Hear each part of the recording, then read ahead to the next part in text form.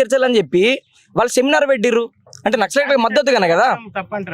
నేనేమంటున్నా అంటే పోలీసులను చంపినప్పుడు వీళ్ళెందుకు శాంతి చర్చల కోసం వాళ్ళని ఎందుకు ఇప్పుడు వీళ్ళు కేంద్ర ప్రభుత్వం పైన ఒత్తిడి చేస్తుర్రు శాంతి చర్చలు జరపాలని చెప్పి. కేంద్ర బలగాలు మన నక్సలైట్లు కేంద్ర బలగాలను చంపినప్పుడు ఇదే ప్రొఫెసర్లు ఇదే మేధావులు ఆర్మీ వాళ్ళు కూడా మన దేశ బిడ్డలే, మీరు వాళ్ళని చంపకండి శాంతి చర్చలకు రండి అని చెప్పి ఎప్పుడైనా నక్సలైట్లకు ఎవరైనా ఎప్పుడైనా విజ్ఞప్తి చేసిర్రా? వీళ్ళు ఇప్పుడు నక్సలైట్లు మన దేశ బిడ్డలే, వాళ్ళపైన కాల్పులు జరపద్దని మేధావులు మేమందరము మాకు మానవత్వం ఉందని చెప్పిన వాళ్ళు ఇదే కేంద్ర ప్రభుత్వ బలగాల నక్సలైట్లు చంపినప్పుడు సైనికులు కూడా మన దేశ బిడ్డలే, వాళ్ళని చంపకండి చర్చలకు రండి అని చెప్పి వీళ్ళు ఎప్పుడన్నా గానీ నక్సలైట్లను పిలిచిర్రా?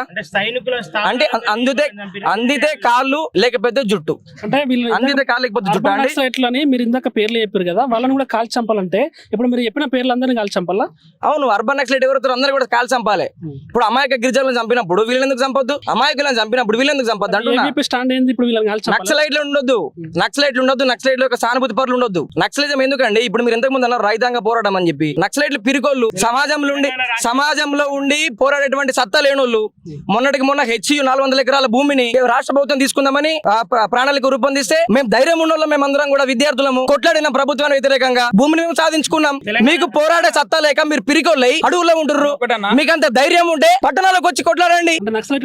అవును కదా, ఇప్పుడు నాకు ధైర్యం ఉంది, నేను పట్టణాల్లోకి వచ్చి మీడియా ముఖంగా ప్రభుత్వానికి వ్యతిరేకంగా పోరాడుతున్నా. వాళ్ళు ఎందుకు పిరికోళ్ళు అంటే వాళ్ళు ప్రజాస్వామ్యబద్ధంగా పోరాడలేరు.